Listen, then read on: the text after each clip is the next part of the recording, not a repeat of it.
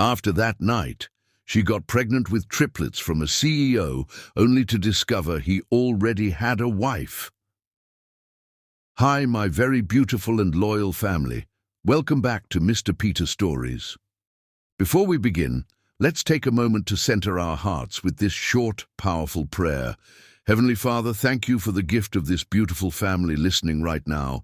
Wrap them in your love, guide their steps, and lift every heavy burden from their hearts. Let their homes be filled with laughter, their minds with peace, and their lives with purpose. Bless them in ways only you can. Amen. And to my amazing family, if my story touches your heart, and if it makes you feel something deep inside, then like it. Not because I asked you to, but because your heart responded to it. I will never force you, because forcing would mean I don't believe in what I create, and I do, fully, passionately, completely. Are you present with me? Then take a deep breath, let your soul relax. Let's begin the story. Tallulah Cosima pressed her aching back against the wall of the service elevator, stealing a moment's respite before it reached the penthouse level of the Grand Riviera Hotel. Her fingers, raw from hours of scrubbing, clutched the cleaning cart handle as she exhaled slowly, attempting to ease the tension in her shoulders. At 26, she felt decades older, worn down by the constant struggle of working 3 jobs to keep herself afloat in a city that seemed determined to drown her. "Just get through tonight," she whispered to herself, a mantra repeated too many times to count. Just this shift, then home. The elevator chimed softly, announcing her arrival to the exclusive top floor, a world she entered daily but never truly belonged to. As the doors slid open, Tallulah straightened her shoulders and arranged her features into the pleasant, unobtrusive mask expected of hotel staff. She maneuvered her cart into the plush corridor, the thick carpet muffling the rattling wheels. As she moved toward her assigned suites, the corridor was empty, as it usually was at this hour. Most guests were out enjoying their evening, dining at expensive restaurants or attending high society events. It was easier this way. No awkward encounters, no one to make her feel invisible. Tallulah preferred to work in silence, imagining stories about the lives of those whose messes she cleaned up. It made the hours pass more quickly. She was so lost in thought that she didn't notice the man rounding the corner until the collision was inevitable. Her cart slammed into something solid, followed by a masculine grunt of surprise. Bottles of cleaning solution toppled over with a series of plastic thuds as she stumbled backward. "I'm so sorry," Tallulah gasped, mortification heating her cheeks as she looked up and up into the most striking face she had ever seen. The man before her was tall, with an imposing build softened by the obvious quality of his tailored charcoal suit. His skin was a warm olive tone, his jaw strong and dusted with perfectly maintained stubble. But it was his eyes that froze Tallulah in place, deep amber, almost golden in the hallway's soft lighting. They regarded her with initial surprise that quickly transformed into something else, something that made her pulse quicken. "Entirely my fault," he said, his voice a rich baritone that seemed to vibrate through her. "I was distracted and not watching where I was going." His accent was subtle but distinctive, cultured and slightly European, though Tallulah couldn't place it. Exactly. What she could place was the aura of wealth and power that surrounded him like a force field, marking him as someone who moved through life unopposed, someone who belonged in this corridor in a way she never would.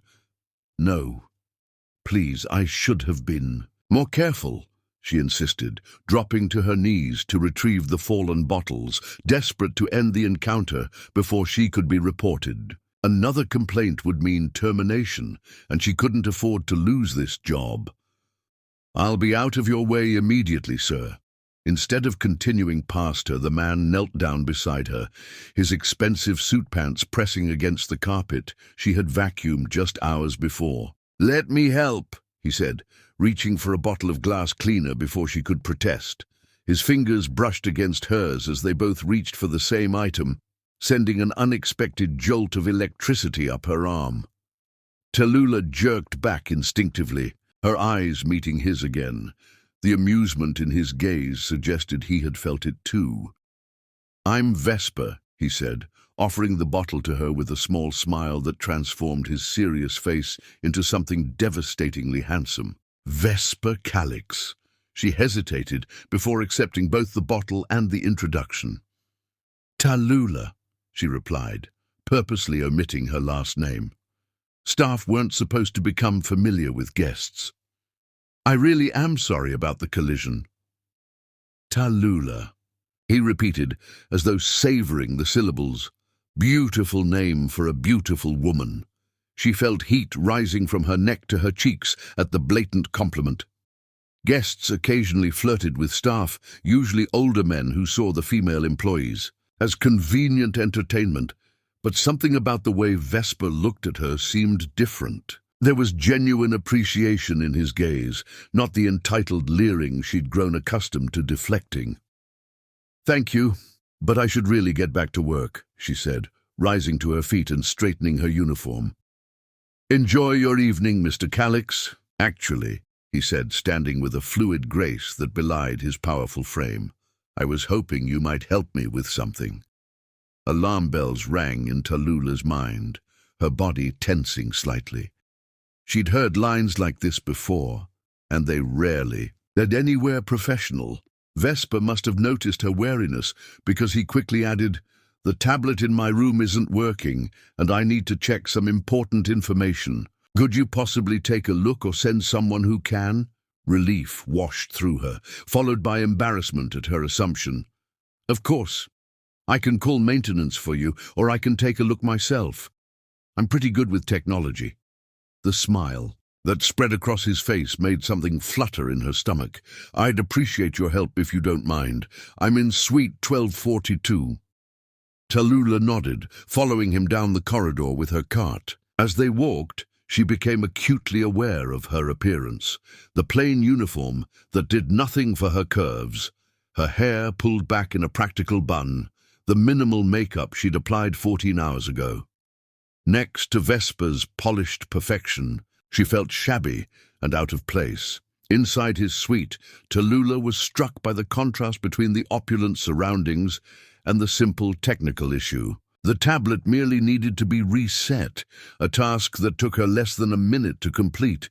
As she handed it back to him, she expected a brief thank you before being dismissed. Instead, Vesper looked at her with undisguised interest. "You fixed it immediately. I've been struggling with that for half an hour." Tallulah smiled genuinely for the first time.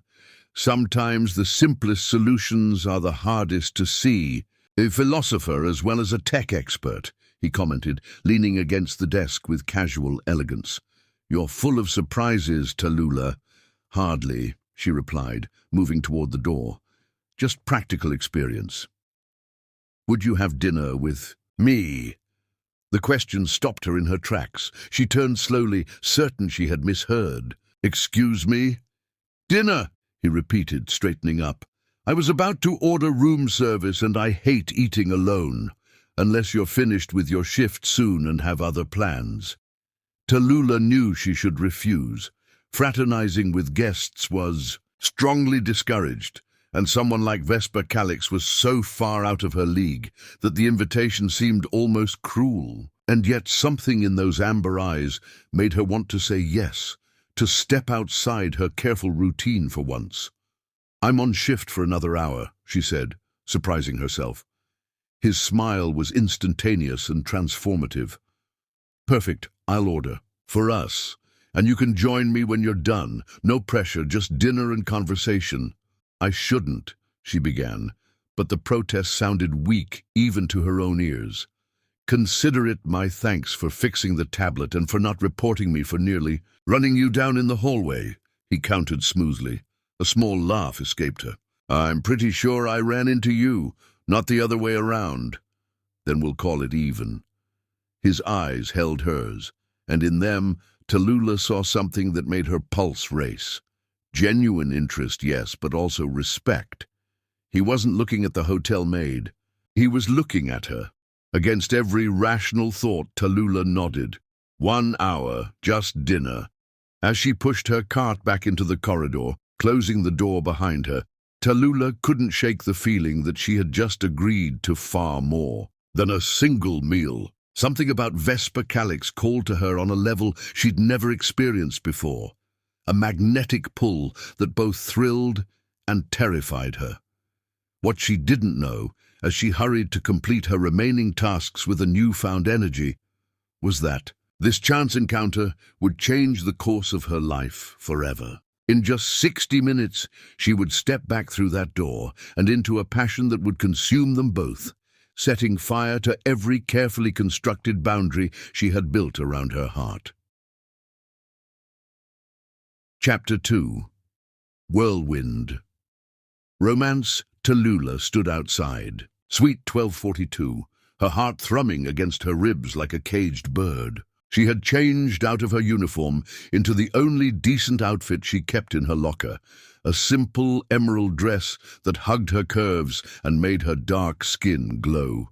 Her hair, freed from its practical bun, now fell in natural coils around her shoulders, framing her face in a way that softened her usually guarded expression.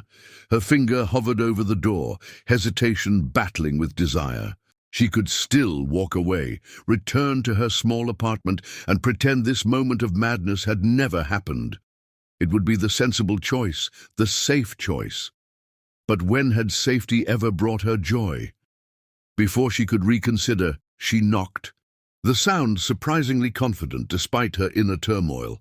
The door opened almost immediately, as though Vesper had been waiting just on the other side. The sight of him, now dressed in dark trousers and a crisp white shirt open at the collar, sent a fresh wave of butterflies through her stomach. His eyes widened slightly as they took her in, an appreciation so genuine it felt like a caress. "You came," he said, his voice lower, more intimate than before. "I said I would." Tallulah lifted her chin slightly, determined not to appear as nervous as she felt. "Many say things they don't mean." Vesper stepped aside to let her enter. "I'm glad. You're not one of them." The suite had been transformed in the hour since she'd left. The lights were dimmed, casting a warm glow over the sitting area where a table had been set for two. The scent of delicious food mingled with the subtle fragrance of fresh flowers that now adorned the center of the table. She searched for a word that wouldn't reveal how out of her depth she felt. "Lovely." "Too much?" Vesper asked, a hint of uncertainty breaking through his confident demeanor. The question surprised her, this glimpse of vulnerability from a man who seemed to embody self-assurance. Tallulah found herself smiling, some of her nervousness fading. "No," she admitted. "It's perfect."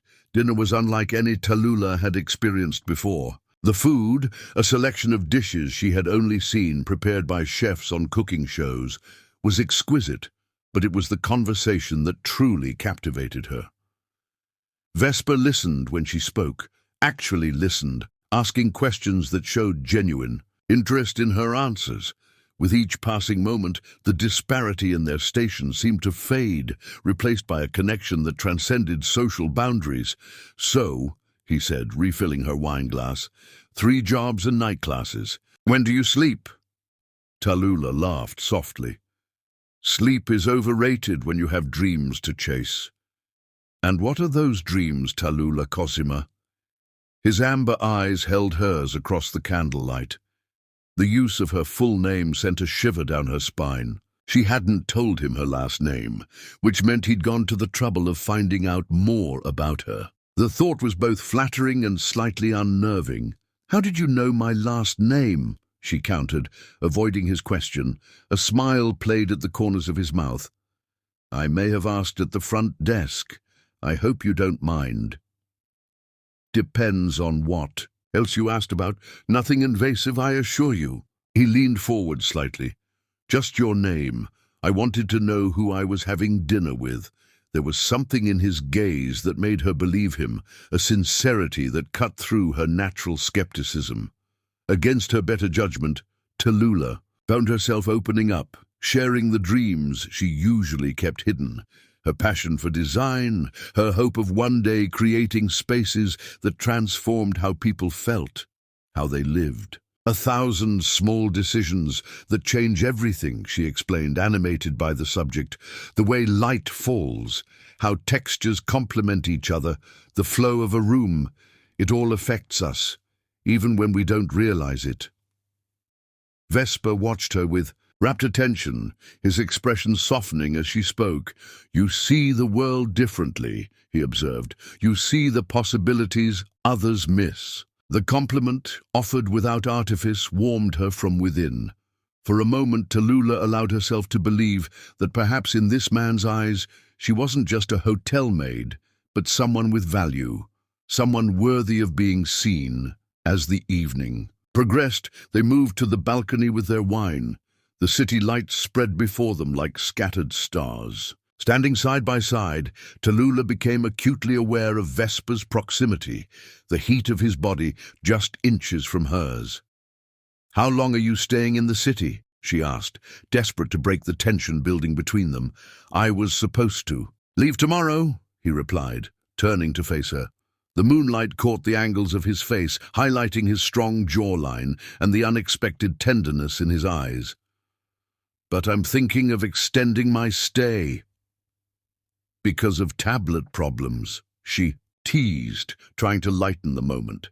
His smile was slow, deliberate. "Because I found something far more interesting than my original plans." Tallulah's breath caught in her throat as Vesper's hand gently tucked a strand of hair behind her ear, his fingers lingering against her cheek. The simple touch sent electricity coursing through her body, igniting a desire she had never experienced with such intensity. "I should go," she whispered, though every cell in her body screamed for her to stay. "Should you?" His question hung in the air between them, an invitation rather than a challenge. When his lips finally met hers, Tallulah understood what poets had been writing about for centuries. The kiss was gentle at first, a question asked and answered, before deepening into something that consumed them both. His hands cradled her face with surprising tenderness, as though she were something precious, something to be cherished. Tallulah lost herself in the sensation, in the taste of him, in the way her body seemed to melt against his, as though they had been designed for this very moment. When they finally broke apart, both breathless, she knew with absolute certainty that everything had changed. "Stay," Vesper whispered against her lips, the word both a request and a promise. What followed was a week of pure enchantment. Vesper extended his stay indefinitely, rearranging his schedule to spend every possible moment with Tallulah. They explored the city together, Vesper showing her places she had lived near, but never experienced.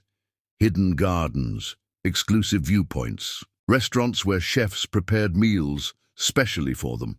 In the evenings, they would return to his suite, where their bodies spoke a language more eloquent than words.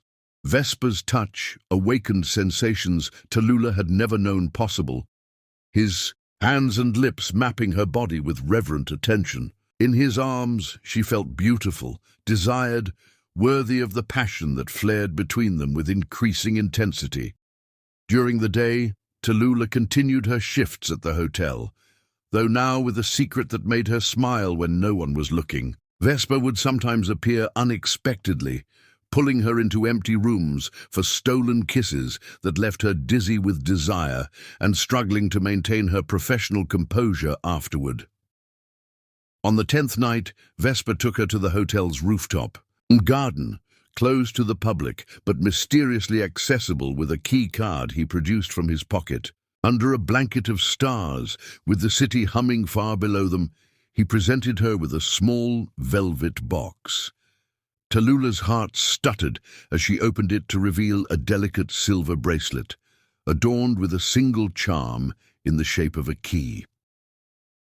"What's this for?" she asked, her voice barely above a whisper. Vesper took the bracelet from the box, fastening it around her wrist with careful fingers.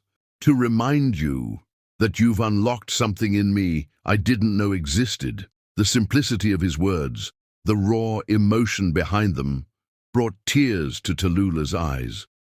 No man had ever spoken to her this way, had ever looked at her as though she were the answer to a question he'd been asking his entire life. "Vesper, She faltered, uncertain how to express the storm of emotions within her.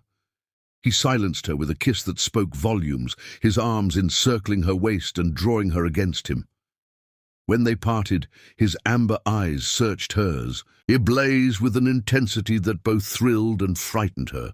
"I know it's fast," he murmured, his forehead resting against hers. "I know it defies logic, but I've never felt this way about anyone, Tallulah. I don't want this to end." "Neither do I," she admitted, allowing herself to be honest, to be vulnerable in a way she had always avoided.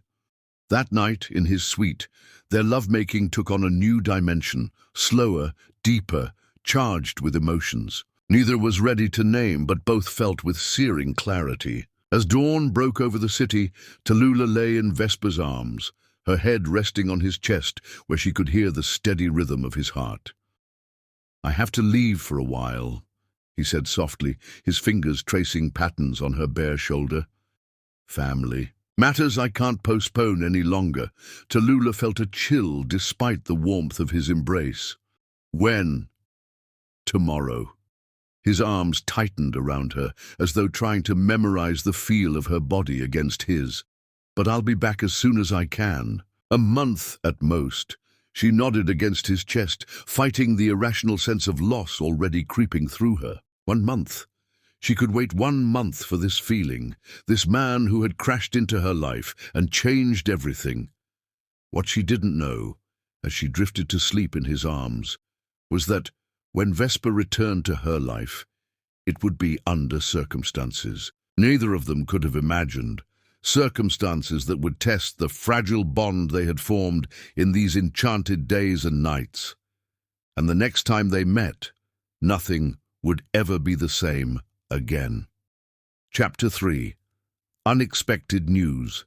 3 months. 92 days of silence since Vesper had walked out of her life with promises of returning within weeks. Tallulah stared at her phone for the 100th time that day, willing it to ring, to chime with a message, to give her any sign that the magical 2 weeks they had shared hadn't been just a beautiful dream. Every attempt to contact him had failed, messages unreturned, calls unanswered, emails seemingly vanished into the digital void. Her tiny apartment seemed emptier now, the walls closer, the ceiling lower. How strange that after knowing someone for such a brief time, their absence could leave such a gaping void. She ran her fingers absently over the silver bracelet on her wrist, the only tangible proof that Vesper Calix had been real, that he had held her, kissed her, whispered promises against her skin in the darkness. "Stop it," she muttered to herself, pushing away from the kitchen counter where bills were stacked in precarious piles. "He's not coming back." The words hurt, but Tallulah had learned long ago that pain was preferable to false hope. Whatever family emergency had called Vesper away had clearly been more significant than he'd let on, or perhaps there had been no emergency at all, just a convenient excuse to end what had only ever been a vacation fling for him. A wave of nausea rolled through her, sudden and violent, forcing her to grip the edge of the counter. Not again. This was the 3rd morning this week she'd felt this way. Between the nausea, the bone-deep fatigue, and the strange food aversions that had her gagging at the smell of her once-beloved coffee, Tallulah had finally done what she'd been avoiding for weeks. She'd made a doctor's appointment. The waiting room of the community clinic was crowded, the air heavy with the mingled sense of antiseptic, cheap perfume, and anxiety. Tallulah sat with her hands clasped tightly in her lap, trying to ignore the churning in her stomach and the persistent thought that kept surfacing despite her attempts to suppress it. "Tallulah Cosima?" A nurse appeared at the door, clipboard in hand. The examination was brief, clinical, blood drawn, questions answered in a voice that sounded distant even to her own ears. Yes, she'd been sexually active. No, they hadn't always used protection. Yes, her period was late, very late. Dr. Reynolds, a woman with kind eyes and a no-nonsense manner, returned to the examination room with a file in hand and an expression Tallulah couldn't quite read. "Well, Ms. Cosima, your intuition was correct. You're pregnant?" Even though she had suspected it, hearing the words spoken aloud hit Tallulah like a physical blow. Pregnant. A life growing inside her. Vesper's child. "How far along?" she managed to ask, her voice barely audible. "Based on your last period and hormone levels, approximately 12 weeks. 12 weeks. Which meant conception had occurred during those final, passionate days with Vesper, when they'd been so consumed by each other that caution had been forgotten in the heat of desire. "I'd like to do an ultrasound today, if that's all right with you," Dr. Reynolds continued. "Given how far along you are, we should be able to get a good look at the baby." Tallulah nodded numbly, allowing herself to be led to another room, to be positioned on another table. The gel was cold against her still flat stomach, the pressure of the ultrasound wand uncomfortable but not painful. Dr. Reynolds was quiet as she moved the wand, her eyes fixed on the screen that Tallulah couldn't bring herself to look at. The silence stretched, became weighted, until Tallulah felt compelled to break it. "Is something wrong?" The doctor's expression shifted, not to concern as Tallulah had feared, but to something that looked oddly like surprise. "Miss Cosima," she said slowly, turning the screen so that Tallulah could see it. "There's nothing wrong, but I do have some unexpected news." On the screen, Tallulah could make out shapes, movement, the rapid flutter of what she knew must be a heartbeat. But something about the doctor's tone made her pulse quicken with apprehension. "You're not having a baby, Ms. Cosima. You're having a 3. The world seemed to tilt on its axis as Tallulah stared at the screen in disbelief. 3? As in triplets? Dr. Reynolds nodded, pointing to the screen. "Here, here, and here. 3 separate amniotic sacs, 3 healthy fetuses. Identical? It's too early to tell for certain, but from what I can see, it's possible they're fraternal triplets, each developed from a separate egg. Triplets." The word echoed in Tallulah's mind, impossible to fully comprehend. One baby had seemed overwhelming enough, a seismic shift in her carefully structured life. But 3? How could she possibly manage? Her tiny apartment, her multiple jobs, her night classes, none of it was compatible with motherhood, let alone motherhood times 3. And yet, as she stared at the screen, at the 3 distinct shapes moving within her, something shifted inside Tallulah's heart. These weren't abstract concepts or problems to be solved. These were her children, hers and Vesper's. "Would you like me to print some images for you?" Dr. Reynolds asked gently. Tallulah nodded, tears blurring her vision as the doctor pressed a button, preserving this moment. This first glimpse of her unexpected future. The walk home from the clinic seemed both endless and too short. Tallulah's mind raced with calculations, with plans immediately discarded as impractical, with fears that threatened to overwhelm her completely. Her hand rested protectively over her stomach, still flat, but now holding a secret. 3 secrets that would soon be impossible to hide. Inside her apartment, she moved automatically to the stack of bills on the counter. Rent due in 2 weeks, electricity already past due, student loan payments temporarily deferred but accruing interest daily. And now, the added expenses of prenatal care, of preparing for not 1, but 3 babies who would arrive in approximately 6 months. The impossibility of it all crashed over her like a wave, driving her to her knees in the middle of her tiny kitchen. Sobs tore from her throat as she finally allowed herself to feel the full weight of her situation. Alone, pregnant with triplets, abandoned by the man who had swept into her life and changed it irrevocably. But beneath the fear and despair, something else stirred, a fierce primal protectiveness. These children, created in moments of genuine passion and connection, deserved everything she could give them. They deserved a mother who would fight for them, who would find a way forward no matter how impossible it seemed. Wiping her tears with determined hands, Tallulah rose from the floor and moved to her laptop. First things first, she needed to find Vesper. Whatever had kept him away, whatever had prevented him from contacting her as promised, he deserved to know about his children, and they deserved to know their father if he was willing to be part of their lives. The search proved more difficult than she had anticipated. Vesper Calix seemed to exist in shadows, mentioned occasionally in business publications, but without personal details, his online presence minimal and carefully curated. The most recent article she could find mentioned his return from extended international travel, but nothing about his current whereabouts or how to contact him. With no other options, Tallulah called the Grand Riviera Hotel, where they had met. Perhaps they had contact information for him, some way to pass along a message. "I'm sorry, miss, but we cannot provide personal information about our guests," the receptionist informed her, voice professionally distant. "However, I can take a message if Mr. Calix should stay with us again."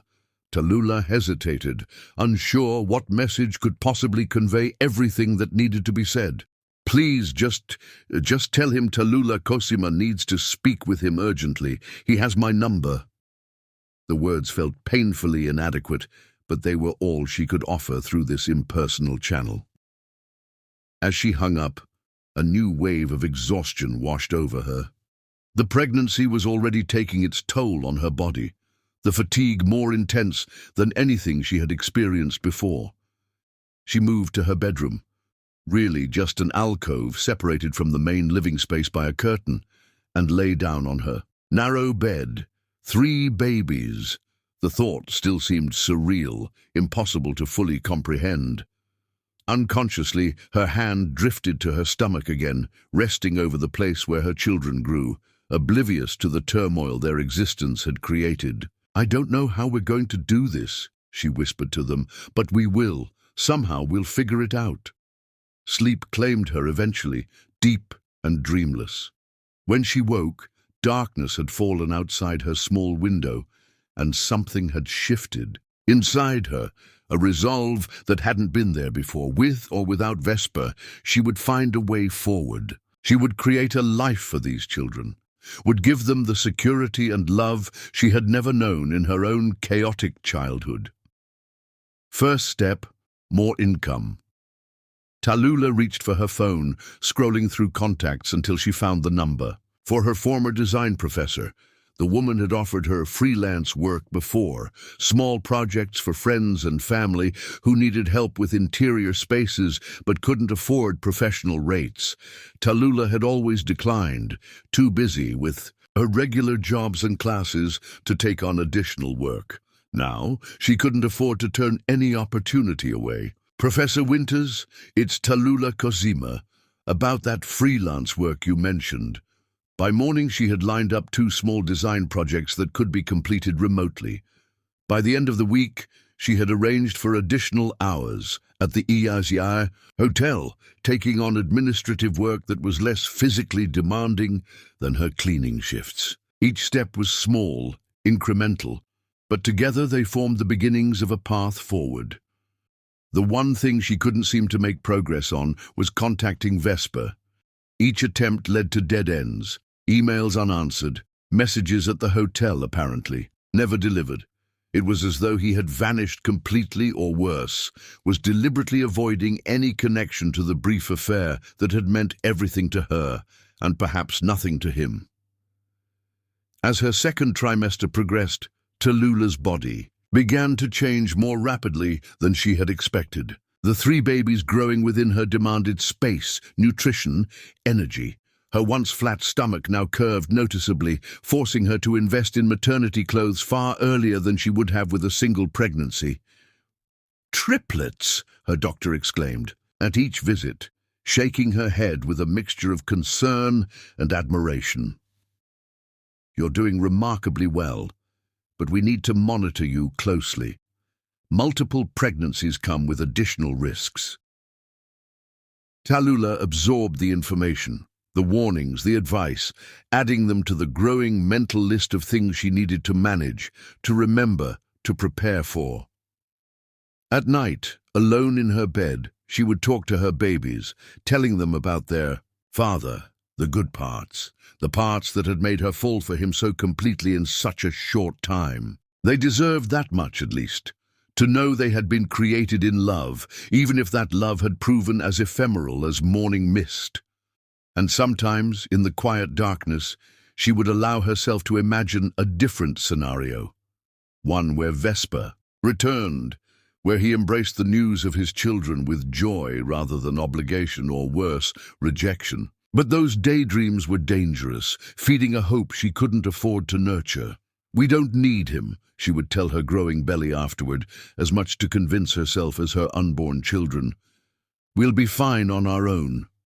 But as she approached the 5-month mark, with her body changing daily and the reality of 3 newborns looming closer, even Tallulah's fierce determination wavered in the face of practical realities. Her savings were minimal, her health insurance barely adequate, her support system non-existent. The tightrope she was walking grew thinner by the day, the abyss below deeper and more threatening. What she didn't know, couldn't know, was that, across the city, in a sleek high-rise office, Vesper Calix was finally receiving a message that had been buried under layers of corporate gatekeeping.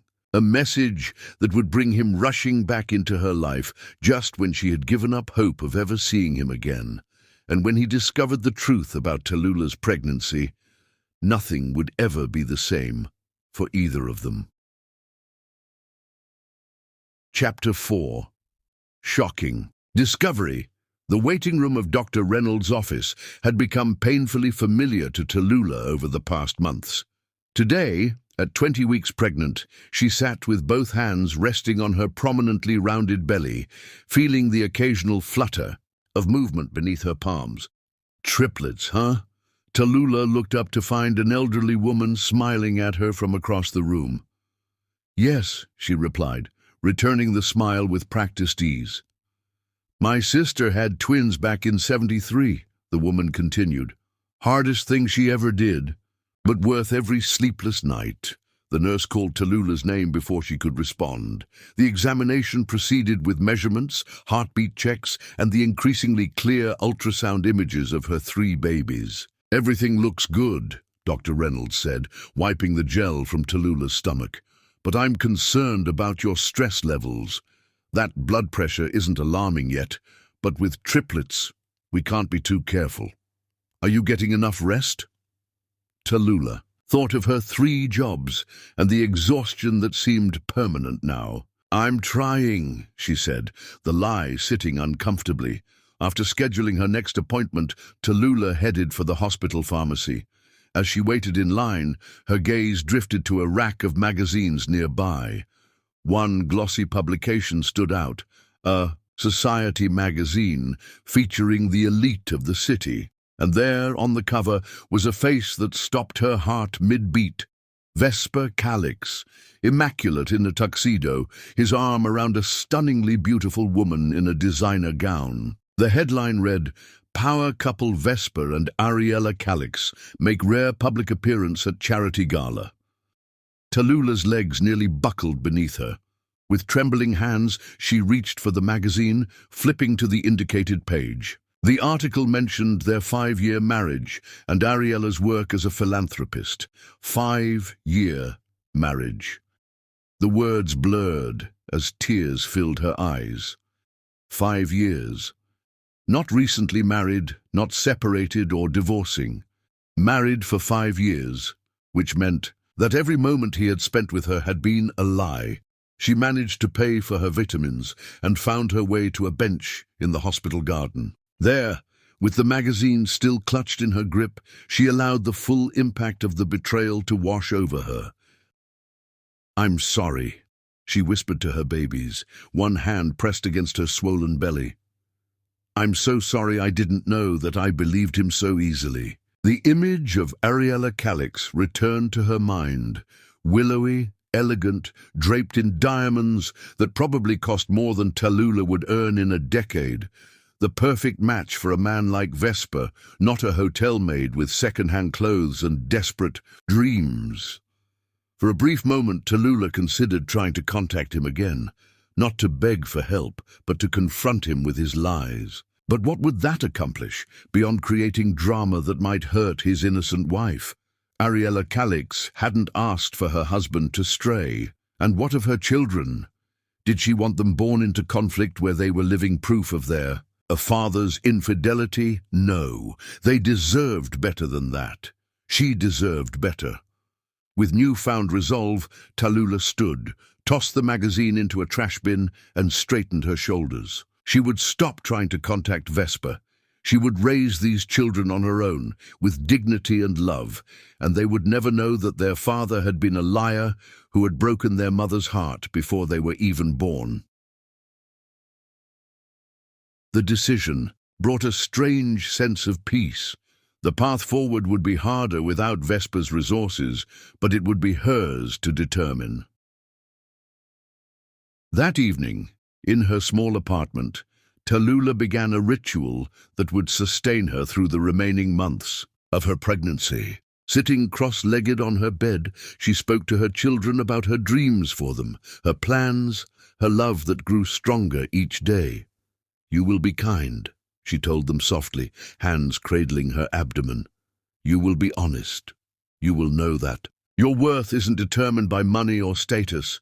You will be loved, so completely loved, every day of your lives." As if in response, a series of flutters rippled across her belly, 3 distinct movements, as though each child was acknowledging her promises. The weeks that followed brought new challenges as Tallulah's body expanded to accommodate her growing triplets.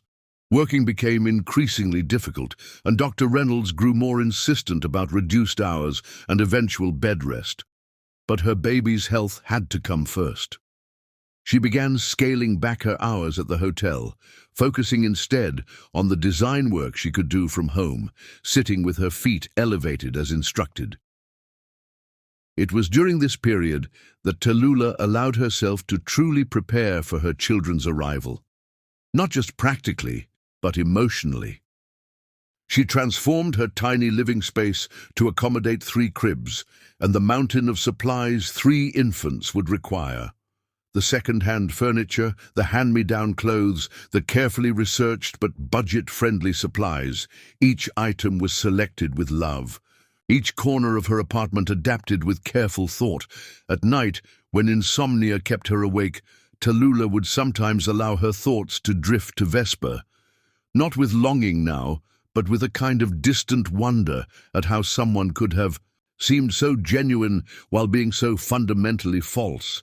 Had any of it been real? Had he felt anything true for her during their brief time together? These questions had no answers, and increasingly, Tallulah found she no longer needed them. The truth of Vesper's deception was enough.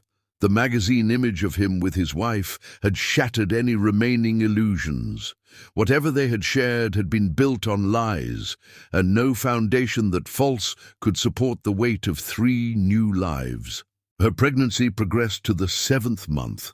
Tallulah's focus narrowed to 2 primary goals: staying healthy enough to carry her babies as close to full term as possible, and preparing for their arrival with the limited resources at her disposal. The nursery corner of her apartment slowly filled with essentials, many gifted by concerned co-workers who had organized a surprise baby shower. "We've got your back," her supervisor at the hotel had told her, pressing a card filled with cash into her hand. "These babies are going to have a whole hotel full of honorary aunts and uncles looking out for them." The unexpected kindness had brought Tallulah to tears. Perhaps she wasn't as alone as she had feared. Perhaps she and her children would find their way forward without Vesper Calix and his wealth, building a different kind of family from the community that had rallied around her. That night, as she added the shower gifts to her careful inventory, of baby supplies, Tallulah made a decision. She would stop looking back at what might have been. She would stop wondering about Vesper, stop imagining confrontations or reconciliations or explanations. Her future and her children's future lay ahead, not behind. With one hand resting on her swollen belly, feeling the movements of the 3 lives that had become her entire world, Tallulah whispered a final goodbye to the man who had both broken her heart and given her the greatest gifts she would ever receive. "We'll be fine without him," she promised her unborn children. "We'll be more than fine." What she couldn't know was how soon that promise would be tested, or that the man she was determined to forget was about to walk back into her life in the most unexpected way imaginable. Chapter 5. Unexpected Reunion. 7 months pregnant with triplets, Tallulah Cosima could no longer hide her condition beneath flowing tops or strategically draped scarves. Her belly preceded her everywhere, drawing looks of astonishment and concern in equal measure. Today's hospital visit was yet another in the increasingly frequent checkups Dr. Reynolds insisted upon. "Your blood pressure is still elevated," the doctor noted, frowning at the reading. "And there's more protein in your urine than I'd like. To see, we need to monitor you for preeclampsia." Tallulah nodded, having researched the condition extensively after an earlier warning. "What does that mean for today?" "I want you to go to the lab for some additional blood work and then come back here in 2 days rather than next week." Dr. Reynolds' expression softened. "I know it's a lot, especially with your work schedule, but the babies come first." Tallulah finished for her. "I understand." After scheduling her follow-up appointment, Tallulah made her way to the hospital's laboratory, one hand supporting her lower back as she walked. The triplets seemed particularly active today, their movements more pronounced than usual, as though they were having their own private party within the increasingly cramped space of her womb. "Easy in there," she murmured, pausing to catch her breath near a bank of elevators. "Mama needs her organs intact." The lab was bustling with the mid-morning rush, and Tallulah resigned herself to a long wait. Finding an empty seat against the wall, she lowered herself carefully, adjusting her position to alleviate the pressure on her bladder. She had just closed her eyes, seeking a moment's respite from the persistent fatigue that dogged her days, when the elevator doors nearby slid open. "Just need to check these results before the board meeting," a familiar voice was saying. "It won't take more than 15 minutes. Tallulah's eyes flew open, her heart lurching painfully against her ribs.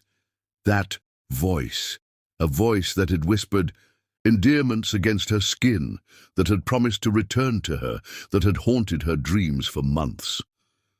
Vesper Calix stepped from the elevator, immaculate in a charcoal suit that seemed molded to his powerful frame. His attention was focused on the man beside him, an older doctor in a white coat, as they discussed something in low, urgent tones. For one wild moment, Tallulah considered fleeing, but her ungainly body betrayed her. By the time she had struggled to her feet, Vesper had turned, his gaze sweeping the waiting area and landing on her with the impact of a physical blow. The recognition was immediate. His eyes widened, his lips parting in surprise as he took in her face. But then his gaze dropped lower to the unmistakable evidence of her pregnancy, and all color drained from his features. Tallulah stood frozen, one hand instinctively cradling her belly as though to shield her unborn children from the shock of this moment. Around them, the busy lab continued its normal rhythm, oblivious to the electric tension that had suddenly charged the air. Vesper said something to the doctor beside him, who nodded and continued on his way. Then, with deliberate steps that carried him across what felt like an unbridgeable chasm, Vesper approached her. "Tallulah," he said, her name a breath rather than a word. His eyes hadn't left her stomach, the stunned disbelief in them shifting to something more complex. "You're pregnant." The banality of the observation might have made her laugh under different circumstances. Instead, it ignited the anger she had thought safely banked beneath months of rationalization and acceptance. "How perceptive of you," she replied, her voice low but sharp. "If you'll excuse me, I have an appointment." She attempted to move past him, but he reached for her arm, his touch gentle but insistent. "Tallulah, wait, please." Something in his tone, a rawness she had never heard before, made her pause. Around them, curious glances were being cast their way, and the last thing Tallulah wanted was to create a scene in the very hospital where she received her medical care. 5 minutes, she conceded. "There's a garden courtyard on this floor." Without waiting for his response, she made her way to the small outdoor space she had discovered during one of her many visits. Designed as a healing garden for patients and their families, it was usually peaceful, with benches nestled among carefully tended plants. Today, it was empty, but for an elderly patient dozing in the far corner, an IV pole beside him.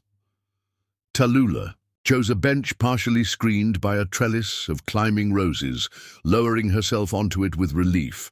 Her ankles were already swelling, another symptom Dr. Reynolds monitored with growing concern. Vesper followed, his confident stride now hesitant. As he approached, he didn't sit, instead standing before her with an uncharacteristic uncertainty in his posture. "Is it mine?" he asked finally, the question emerging rough and unpolished.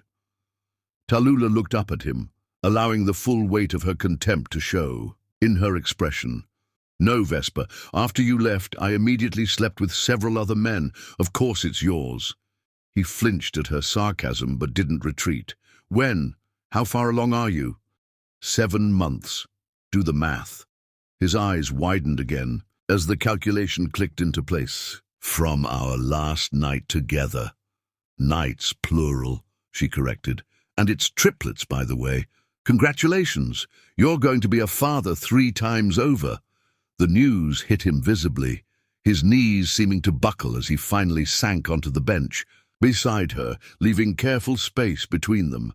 "Triplets," he repeated, the word barely audible. 3 babies. Yes, 3 separate human beings who will enter this world in approximately 2 months, with or without their father's acknowledgement. Tallulah's hand moved protectively over her belly. "Though I suppose I should say their father's wife's acknowledgement, since that's who would need to accept them, isn't it?" Confusion flickered across Vesper's face.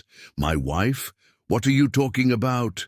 "Please don't insult my intelligence further," Tallulah snapped. "I saw the magazine, Vesper. You and Ariella Calix married 5 years, the power couple of the city's elite. Did you think I would never find out? That I would just be your little secret on the side forever?" Understanding dawned in his eyes, followed quickly by something that looked startlingly like relief. "Tallulah, it's not what you think, isn't it? You're not married to Ariella Calix, the woman you attended the Children's Hospital Gala with 3 months ago?" "I am married to her, yes, but—" "Then it's exactly what I think," Tallulah cut him off, rising with as much dignity as her unwieldy body would allow. "I don't need your explanations or your excuses, Vesper. I've made my peace with doing this alone."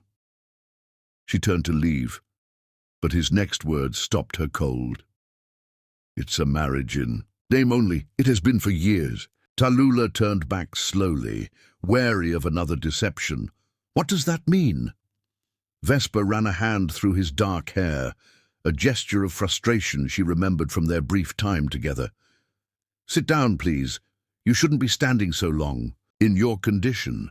Though she bristled at his presumption, Tallulah's aching back made the suggestion too sensible to refuse. She returned to the bench, maintaining the distance between them.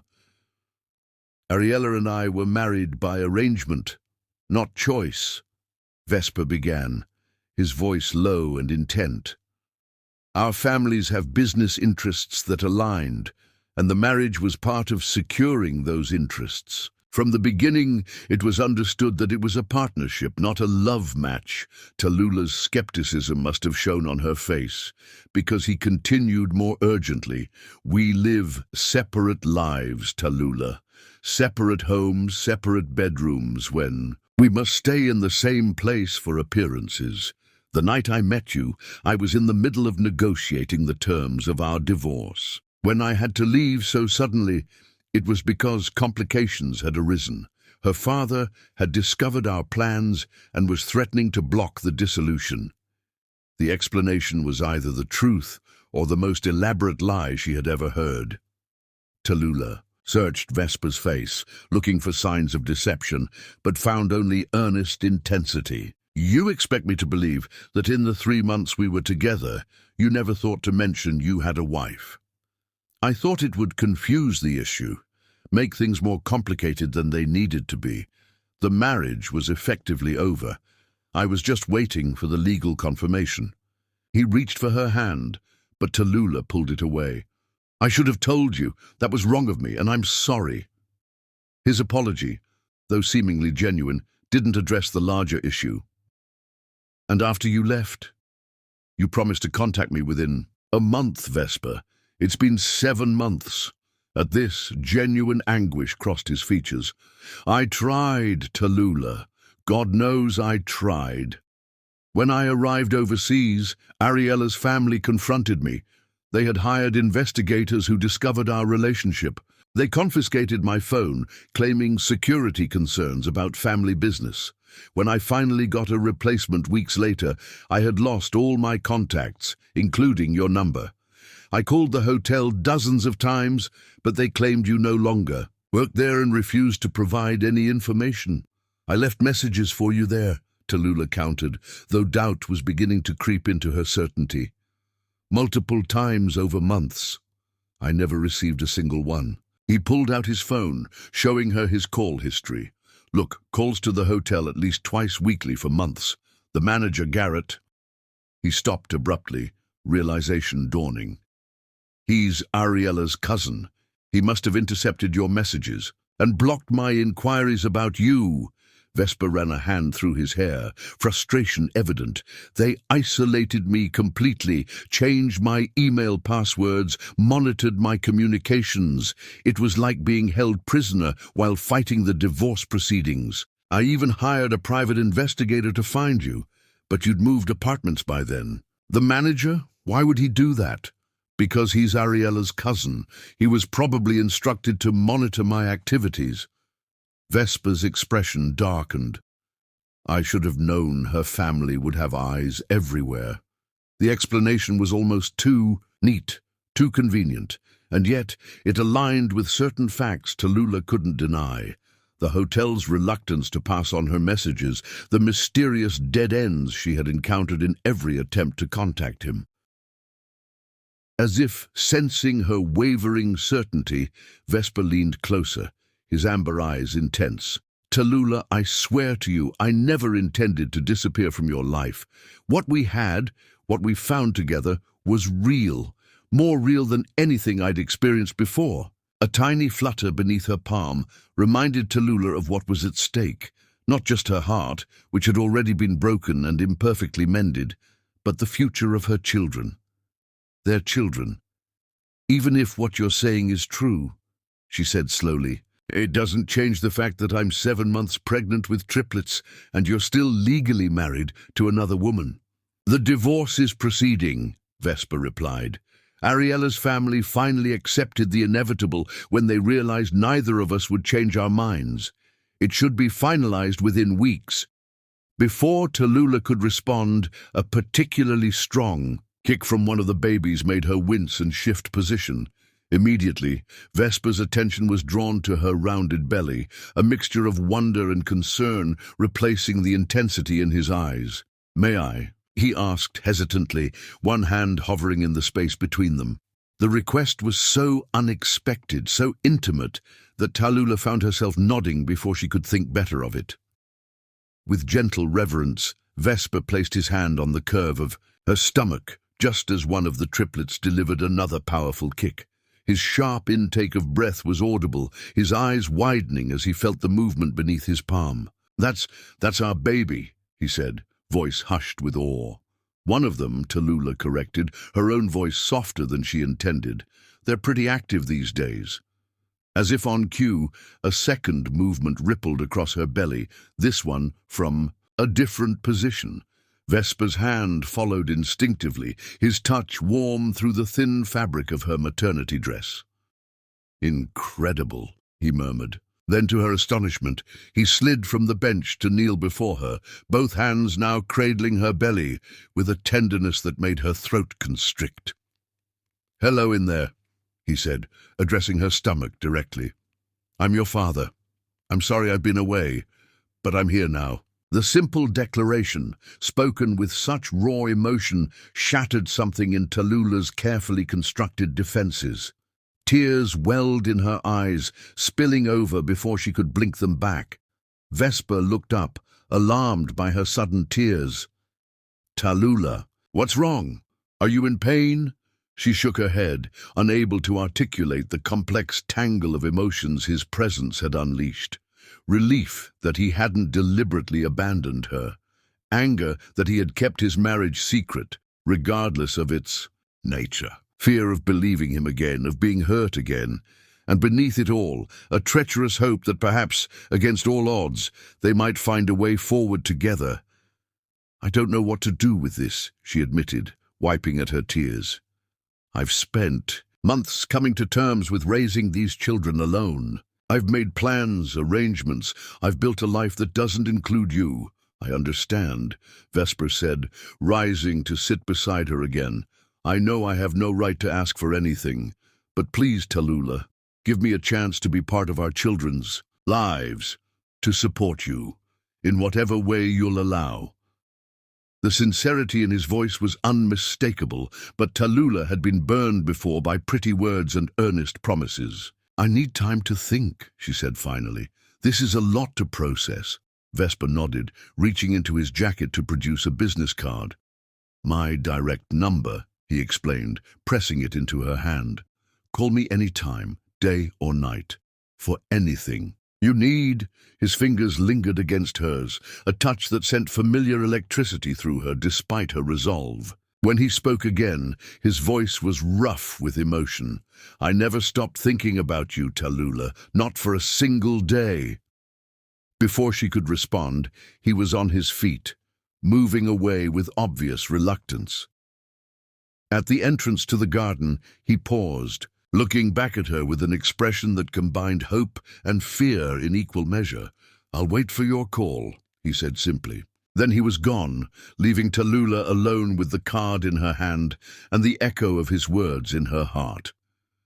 She sat motionless for several minutes, one hand absently stroking her belly as the triplets settled back into relative quiet. The encounter had left her drained, confused, uncertain of the path forward. Was Vesper telling the truth about his marriage, about his attempts to contact her? Was she risking more heartbreak by allowing him back into her life, into her children's lives? Or was the greater risk in keeping him away, denying her babies their father when he seemed genuinely eager to be part of their world? As she finally rose to make her way to the lab for her blood work, Tallulah slipped Vesper's card into her purse. She didn't have answers yet, but for the first time in months, she allowed herself to imagine a future where she wasn't entirely alone, where the father of her children might stand beside her, supporting both her and the new lives they had created together. It was a dangerous hope, perhaps, but as her babies moved within her, Tallulah knew she owed it to them to explore every possibility for their future, even if that meant risking her own heart once more. Chapter 6. Fragile Trust. 3 days passed before Tallulah called the number. On Vesper's card, 3 days of internal debate, of weighing risks against possibilities, of trying to separate emotion from practicality. When she finally dialed, her hand trembled slightly, heart racing as she waited through 2 rings. "Tallulah," His voice, when he answered, held no surprise, only relief and something warmer that made her pulse quicken, despite her resolve to remain detached. "We need to talk," she said simply. "About the babies, about arrangements." They met at a quiet cafe near her apartment, neutral territory where she felt less vulnerable than she would have in her small, personal space. Vesper was already waiting when she arrived, rising immediately at the sight of her. His eyes went first to her face, then to her pronounced belly, his expression softening with an awe that seemed impossible to fake. "You look beautiful," he said. Quietly, as she lowered herself into the chair across from him, Tallulah brushed aside the compliment. "I've been thinking about what you said, about your marriage, about the divorce." She met his gaze directly. "I want to believe you, Vesper, but trust doesn't come easily anymore." "I understand." He placed a folder on the table between them. "That's why I brought these." Inside were legal documents, divorce papers in progress, emails dating back to before they'd met, discussing the dissolution of his marriage, a separate residence deed in his name alone. Evidence that supported his story of a marriage existing only on paper, one that had been ending even before he met her. "You didn't have to show me these," Tallulah said, closing the folder after scanning enough to confirm his claims. "Yes, I did." His amber eyes held hers, intense and sincere. "I need you to know that what we shared was real, Tallulah. That I never intended to deceive you about anything that mattered. The distinction, anything that mattered, wasn't lost. On her, his marriage in his mind hadn't mattered because it was already over emotionally, already ending legally. That omission still stung, but less sharply now that she understood its context. "Where do we go from here?" she asked, resting one hand on her belly where one of the triplets was performing what felt like somersaults. "That's up to you," Vesper replied. "But I'd like to be involved. In your pregnancy, in our children's lives, in whatever capacity you'll allow." His deference to her wishes, so different from the confident man who had swept into her life and changed it forever, softened something in Tallulah's guarded heart. Perhaps people could change. Perhaps second chances were sometimes deserved. "Need help?" she admitted finally. "The doctor wants me on reduced activity. With triplets, there are risks." She trailed off, uncomfortable with appearing vulnerable, despite the reality of her situation. "Tell me what you need." Vesper leaned forward, earnest and attentive. "Anything." What followed was a practical conversation about her tiny apartment, unsuitable for 3 infants, about her dwindling savings, about the medical concerns Dr. Reynolds monitored with increasing vigilance. Vesper listened without interruption, his expression growing more troubled with each revelation. "Move in with me," he said when she finished. Seeing her immediate wariness, he quickly added, "Not like that. I have a house, plenty of room, a garden. You'd have your own space, complete privacy. I just want you and our children to be safe, comfortable." The offer was tempting. More than tempting, it was the solution to problems that had kept Tallulah awake night after night. But it would mean dependence, vulnerability, proximity to a man who still affected her more powerfully than she cared. "And to admit, I don't know," she began, but Vesper gently cut her off. "Just look at it," he suggested. "If you hate it, we'll find another solution. But please, Tallulah, let me help. These are my children too."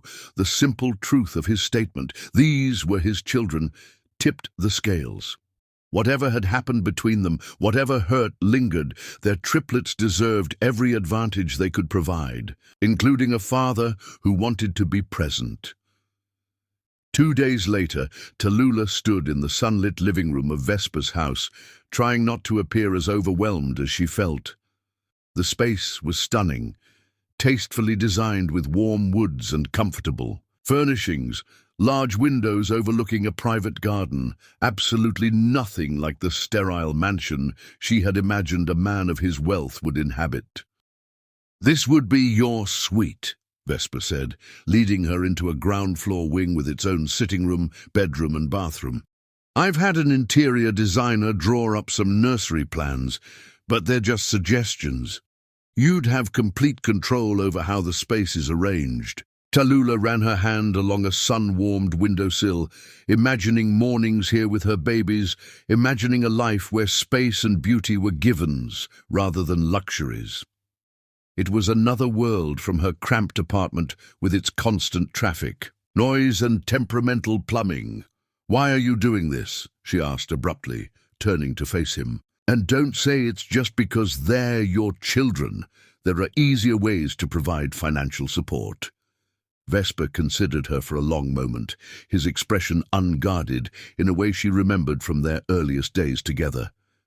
"Because I still care about you, Tallulah, because I never stopped, and because I want the chance to show you that what happened between us wasn't just a fling for me." The honesty of his answer, the vulnerability it revealed, threatened to crack the protective shell she had built around her heart. But beneath that shell lay fear. Fear of being hurt again, of believing again only to be disappointed. "I can't make any promises," she said finally. "I'll move in for the baby's sake. But us, that's a different matter entirely." "I understand." Vesper's smile held both acceptance and a hint of determination. No pressure, no expectations, just the chance to help, to be involved. A week later, Tallulah's meager possessions were moved into the house, her apartment subleased to a grateful colleague. The transition was both easier and harder than she had anticipated. Easier practically, harder emotionally. Living with Vesper, seeing him daily, navigating this new dimension of their relationship required a delicate balance she wasn't always sure she could maintain. But as the days passed, a tentative routine emerged.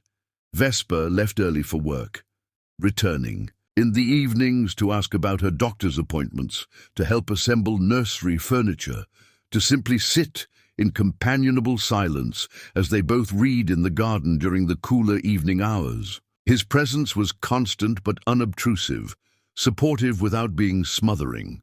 Despite her determination to keep emotional distance, Tallulah found herself watching him when he wasn't aware. The concentrated focus as he studied baby furniture, assembly instructions, the gentleness with which he prepared meals that accommodated her pregnancy-induced aversions, the way his face lit up when she shared ultrasound images of their growing babies. One evening in her 8th month, they sat on the porch swing as sunset painted the garden in gold. The gentle rocking motion had become one of Tallulah's favorite ways to ease the persistent ache in her lower back. Vesper sat beside her, a careful distance maintained between them as always. "May I?" he asked, gesturing toward her rounded abdomen. Over the past weeks, he had occasionally felt the baby's move, but always with her explicit permission. Tallulah nodded, lifting her loose tunic to expose her stretched skin. Vesper's warm hand settled gently on the curve of her belly, waiting patiently. For a moment, nothing happened, and then, as if responding to their father's touch, all 3 babies seemed to move at once, a rippling wave of elbows and knees, and tiny feet, Vesper's sharp intake of breath, the wonder that transformed his features, the reverent way his fingers traced the movements beneath her skin, all of it pierced Tallulah's practiced detachment. This man, whatever his past mistakes, loved their unborn children with a depth that couldn't be pretended. "They know you," she said softly. "They're always more active when you're around." His eyes met hers, amber depths filled with emotion too complex to name. "Thank you," he whispered, "for letting me be part of this, even after everything." The sincerity in his voice, the humility that had replaced his former confidence, touched something vulnerable within her. For a brief, unguarded moment, Tallulah allowed herself to remember how it had felt to be held by him, to be cherished by him, to believe in the possibility of them. When his gaze dropped to her lips, the air between them charged with familiar electricity, she knew he was remembering too. He leaned forward slightly, hesitant, giving her every opportunity to pull away. The moment hovered, suspended in the golden evening light, a crossroads where one path led back toward the passion they had once shared, the other toward the safer distance she had maintained since moving in. Just as Vesper's lips nearly brushed hers, one of the triplets delivered a particularly enthusiastic kick directly where his hand rested. The unexpected movement startled them both, breaking the moment, as Tallulah shifted position with a small gasp. "Someone has your sense of timing," she said wryly, smoothing her tunic back over her belly with hands that trembled slightly. Vesper laughed, the sound warm in the gathering twilight, but his eyes still held questions she wasn't ready to answer. With gentle care, he helped her to her feet as darkness settled over the garden. "Good night, Tallulah," he said softly at her door, his restraint evident in the careful space he maintained between them. "Sleep well." Alone in her room, Tallulah pressed her hands to her flushed cheeks, her heart beating an erratic rhythm that had nothing to do with pregnancy and everything to do with the man whose roof she now shared. She had almost kissed him, wanted to kiss him, despite all her resolutions to keep their relationship strictly practical for their children's sake. The realization was both unsettling and exhilarating. As she prepared for bed, movement slow, with the increasing awkwardness of her changing body, Tallulah acknowledged a truth she had been avoiding. She was in danger of falling for Vesper Calix all over again. Not the idealized version from their whirlwind romance, but this new Vesper, patient, considerate, willing to earn back trust rather than assuming it as his due. The thought terrified her.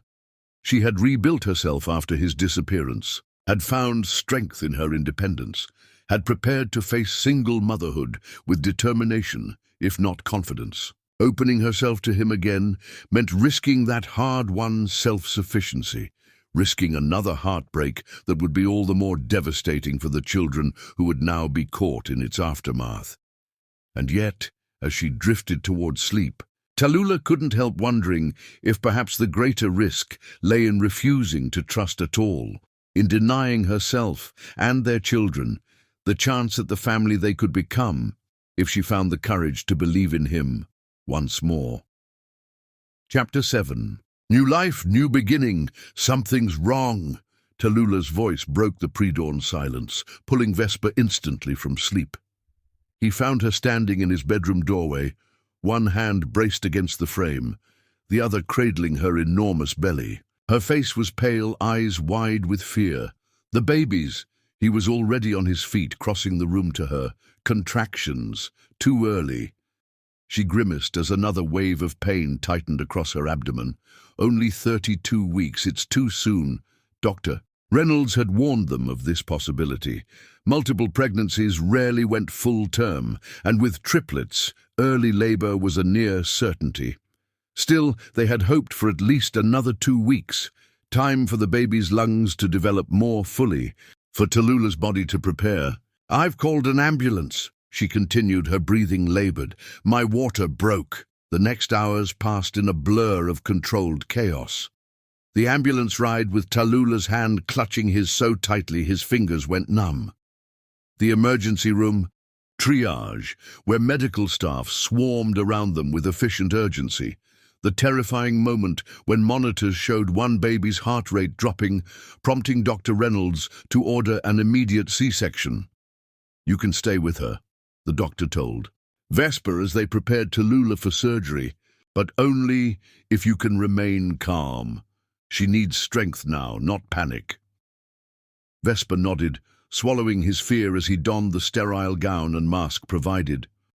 When he entered the operating room, Tallulah's eyes sought his immediately, wide and frightened. Above the surgical drape that separated her upper body from the procedure about to take place. "I'm scared," she whispered as he took the seat beside her head. "I know." He took her hand, pressing it between both of his. But you're not alone. I'm right here. We'll meet our babies together.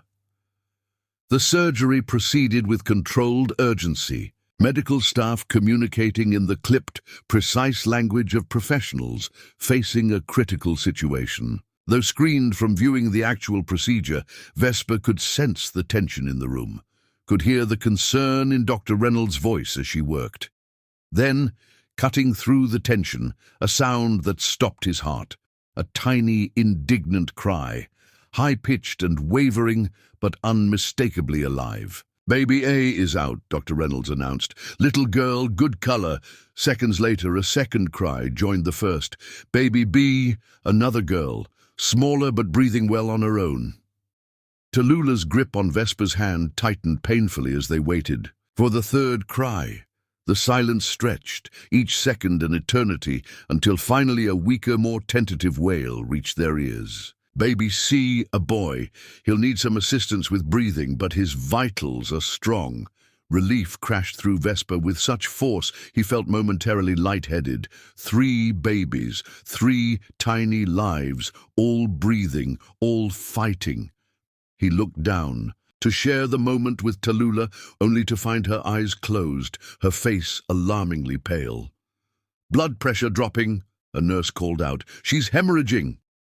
The next moments were nightmarish, Vesper being hustled from the room as additional medical personnel rushed in, the babies already whisked away to the NICU, Tallulah lying still and pale on the operating table with alarming amounts of blood visible. In the empty hallway, Vesper slid down the wall to sit on the cold floor, his head in his hands. The possibility of losing Tallulah, of raising their children without her, opened a void of terror he had never experienced. Despite all his wealth, his connections, his power in the business world, he was utterly helpless here, unable to do anything but wait and pray to a God he wasn't sure he believed in. "Mr. Calix," a nurse found him there an indeterminate time later. "Your partner is stable. We've controlled the bleeding, but she'll need close monitoring." "And the babies? In the NICU. Your son is on a ventilator as a precaution, but he's fighting hard. The girls are doing better than expected for their gestational age." Relief weakened his knees as he stood. "Can I see them? Any of them?" The nurse nodded, leading him first to the recovery room, where Tallulah lay unconscious, tubes and monitors attached to her still form. He approached cautiously, heart constricting at how small and vulnerable she looked, this fierce, independent woman who had carried their 3 children against all odds. "I love you," he whispered, pressing his lips to her forehead. "Please, don't leave us." From there, the nurse escorted him to the NICU, where 3 incubators contained the tiniest humans Vesper had ever seen. His daughters, impossibly small but perfect, with delicate features that already showed echoes of Tallulah's beauty. His son, smaller still, a ventilator helping his underdeveloped lungs, but with a determined furrow to his brow that spoke of his will to survive. "You can touch them," the NICU nurse encouraged, showing him how to place his hands through the incubator ports. "They need to know you're here." With trembling fingers, Vesper reached for his son first, the most fragile, the one fighting hardest. The baby's entire hand barely spanned the width of his finger, but the grip was surprisingly strong for something so tiny. "Hello, little fighter," he murmured. "Your mom and I are waiting for you. Stay strong." To his daughters, he made similar promises, marveling at their perfectly formed features, the whisper-soft hair that crowned their heads, the determined way they squirmed against the confines of their temporary homes. Hours passed as Vesper moved between the NICU and Tallulah's room, unwilling to leave any of them for long. When Tallulah finally stirred, her first confused question sent fresh waves of love coursing through him. "The babies, are they alive, beautiful, perfect?" he assured her, tears blurring his vision. "2 girls and a boy, just as we hoped." The days that followed were both the most terrifying and most beautiful of Vesper's life. Tallulah's recovery was slower than expected, complicated by anemia from the blood loss during delivery. The triplets, now officially named Aurora, Zephyr, and Phoenix, fought their own battles in the NICU, their tiny bodies struggling to perform functions they would have developed further in the womb. Phoenix, their son, faced the greatest challenges. Twice his ventilator settings had to be increased, and once, terrifyingly, he stopped breathing altogether, requiring emergency intervention. Each crisis aged Vesper made him understand the visceral, primal terror of potentially losing a child. "He has your stubbornness," Tallulah told him on the 5th day, when they received news that Phoenix had finally been stabilized enough to attempt breathing without assistance. Too determined to give up. She had been wheeled to the NICU beside Vesper, still too weak to walk unassisted, but unwilling to remain separated from her babies any longer. The comment, the first hint of their old easy banter, gave Vesper hope that they might find their way back to each other through this shared trial. By the end of the 2nd week in the NICU, small miracles had accumulated. Phoenix, though still, the most fragile at just over 3 pounds, breathed on his own for short periods, his tiny chest rising and falling in a rhythm that brought tears to Vesper's eyes every time he witnessed it. Aurora and Zephyr, the stronger girls from the beginning at nearly 4 pounds each, were now permitted brief periods out of their incubators, cradled against their parents' bare chests in the kangaroo care the nurses insisted was as vital as any medical intervention. The girls might be ready to go home in about 4 weeks if they continue this progress, Dr. Reynolds explained during rounds. Phoenix will likely need another 2 weeks beyond that. We're looking at approximately 6 weeks total NICU stay if all continues well. The first time Tallulah held Aurora against her skin, the tiny girl nestled in the valley between her breasts. Vesper thought he had never seen anything more beautiful. Silent tears tracked down Tallulah's cheeks as her daughter snuggled closer, instinctively seeking her mother's warmth. "She knows me," Tallulah whispered, wonder breaking through the exhaustion that had marked her features since the birth. "Of course she does," Vesper replied softly. "You're her mother, the voice she's heard for 9 months, the heart that beat alongside hers." When it was Vesper's turn to hold Zephyr, he was surprised by the depth of emotion that overwhelmed him. This tiny creature, barely 5 pounds of fragile humanity, had reshaped his entire universe simply by existing. As she slept against his chest, her miniature hand splayed over his heart, Vesper made silent promises to protect her, to cherish her, to be worthy of the gift she represented. On the 18th day, Phoenix was finally strong enough for his first kangaroo session. The NICU nurse placed him carefully on Vesper's bare chest, the baby's weight almost negligible, his skin still translucent enough to show the blue veins beneath. "Support his head," the nurse instructed. "He's still learning to control his movements." For a breathless moment, Vesper feared he would do something wrong, would somehow hurt this fragile being entrusted to his care. Then Phoenix sighed, a tiny exhalation that seemed to express contentment, and settled against him as though recognizing safety and belonging. "He knows you too," Tallulah observed from her wheelchair beside them, her voice soft with emotion. "Already trusts you completely." Their eyes met over their son's downy head, and in that moment something profound passed between them. An understanding deeper than words, a bond forged through shared fear and shared joy, and the miracle of these 3 lives they had created together. As the triplets continued to grow stronger, Tallulah and Vesper established new patterns, taking turns at the NICU, supporting each other through setbacks, celebrating each tiny milestone together. The nursery at home was finished, but empty, waiting for the day all 3 babies would be strong enough to leave the hospital. "We need to talk about names," Tallulah said one evening as they sat beside the incubators, watching their children sleep. I've been calling them baby A, B, and C in my head for so long, they need real identities.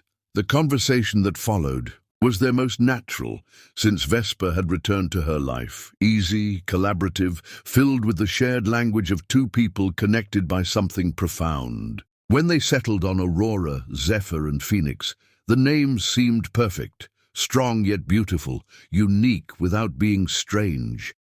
Aurora for the dawn she represents in our lives, Vesper suggested. Zephyr for the gentle breeze that changed our course. And Phoenix for rising from the ashes, Tallulah finished, her eyes on their son who had fought hardest to survive. A new beginning from what seemed like an ending. The metaphor hung between them, charged with meaning that extended beyond their tiny son, to encompass what might be possible for them as well, a new beginning from what had once seemed irreparably broken. On the day Phoenix finally joined his sisters in breathing unassisted, Vesper found Tallulah sitting between the three incubators, one hand extended into each through the access ports, physically connecting all three of her children at once. Her eyes were closed, tears slipping silently down her cheeks. "What's wrong?" he asked softly, kneeling beside her chair. She shook her head, not in negation, but as though words were insufficient. "Nothing's wrong," she whispered finally. "For the first time, everything feels right, complete." Her eyes opened, meeting his with a vulnerability she had rarely allowed him to see. "Thank you," she said simply, "for being here, for not giving up on them, or on me." The gratitude in her voice, the openness in her expression, cracked something in Vesper's careful restraint. Before he could second-guess himself, he leaned forward, pressing his forehead gently against hers. "There was never any other choice," he murmured. "You and these children, you're everything, Tallulah, everything that matters." For a heartbeat, they remained like that, connected by touch and shared emotion, and the three tiny lives that had bound them together more permanently than any vows could have done. Then, hesitantly, Tallulah's hand found his, their fingers intertwining as naturally as they had during those golden days when they had first fallen in love. It wasn't a declaration, or a promise, not yet. But as they sat together, surrounded by the soft beeping of monitors, tracking their children's steady progress, it felt like a beginning, fragile and tentative as the newborns themselves, but full of possibility and hope for what might grow from these difficult but sacred days. Chapter 8. Family Interference. They're coming home tomorrow. Tallulah's voice trembled with emotion as she hung up the phone. After 6 weeks in the NICU, their triplets had finally been cleared for discharge, all three reaching the critical 5-pound threshold, all breathing independently. Vesper looked up from the bassinet he was assembling, his face lighting with joy. All of them, even Phoenix. All of them, she confirmed, a radiant smile transforming her tired features. In the weeks since the triplets' birth, something had shifted between them. Subtle but undeniable. The shared vigils in the NICU, the hushed consultations with doctors, the collective holding of breath during each setback had formed a bond different from their initial passionate connection, but perhaps deeper. "The nursery's nearly ready," Vesper told her, surveying the room transformed into a haven for 3 new lives. Soft yellow walls provided a backdrop for hand-painted clouds. 3 identical cribs stood in a semicircle, each with its own monitoring system. Tallulah moved to stand beside him. "It's perfect," she murmured. "Better than I ever could have imagined for them." The following day brought a whirlwind of activity, final discharge paperwork, last-minute instructions from nurses, the nerve-wracking process of securing 3 tiny bodies into their car seats, bringing them into the house, Aurora and Zephyr cradled in Tallulah's arms. Phoenix in Vesper's felt momentous, as though crossing the threshold marked their official beginning as a family. "They're really here," Tallulah whispered, gazing down at their sleeping children. They're really ours. The peace of that moment, however, proved short-lived. The doorbell rang just after 4 p.m., startling Phoenix into frightened wails. As Tallulah moved to soothe him, Vesper went to answer the door, irritation already forming into words of dismissal. The words died in his throat as he opened the door to find 4 people standing on his porch. His parents, his younger sister, and Ariella, his not-quite ex-wife. "Surprise," his mother said, her brittle smile not reaching her eyes. "We heard our grandchildren were coming home today." Vesper stood frozen, horror washing through him. This moment, this confrontation, was inevitable, but he had hoped to control its timing to prepare Tallulah. "Now isn't a good time," he began, but his father, patriarch of the Calyx Empire, brushed past him into the foyer. "We've given you plenty of time to sort out this situation," Augustus Calyx said, his disapproval evident. "It's time we met the children who bear our name." "They don't, actually," Vesper countered.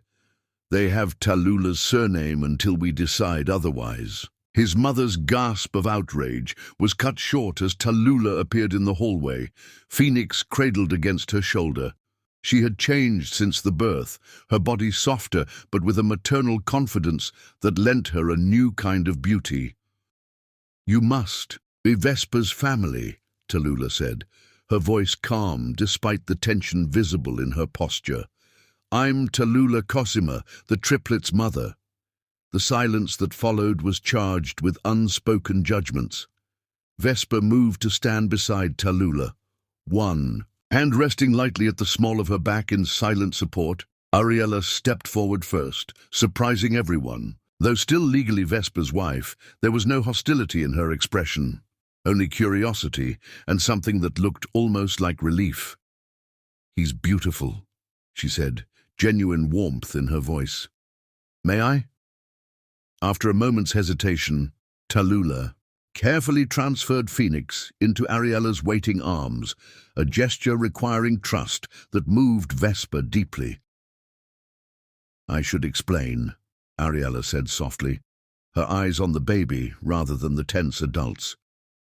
"Vesper and I were never in love. Our marriage was arranged to merge family businesses. I've spent years fighting for my own freedom, just as he has." She glanced up, meeting Tallulah's gaze directly. "Finding you gave him the courage to finally break away. For that alone, I owe you my gratitude." The sincerity in her voice was impossible to fake. Tallulah realized with sudden clarity that Ariella had been as much a prisoner of family expectations as Vesper, not an adversary, but a potential ally. Left alone with his parents, Vesper felt anger building. "You should have called first," he said quietly. "This is exactly the kind of stress Tallulah doesn't need right now. That woman has upended your entire life, embarrassed our family publicly," his father retorted, "and you're worried about causing her stress?" "She nearly died bringing our children into the world," Vesper replied evenly. "Children who have spent 6 weeks fighting for their lives. So yes, her well-being comes before your family reputation." The fragile peace was shattered when Augustus. He cornered Tallulah later in the kitchen. "Name your price," he said bluntly. "To disappear with the children, to free Vesper from this entanglement." Tallulah's stunned silence was broken by Vesper's arrival, his face darkening with fury as he understood what was happening. "Get out," he told his father, voice low and dangerous. "All of you, now." "Don't be foolish," his mother pleaded. "Think of your position, your future." "Ariella has agreed to overlook this indiscretion." "This indiscretion is my family," Vesper interrupted. "Tallulah and our children are my family now. If you can't accept that, then we have nothing more to discuss."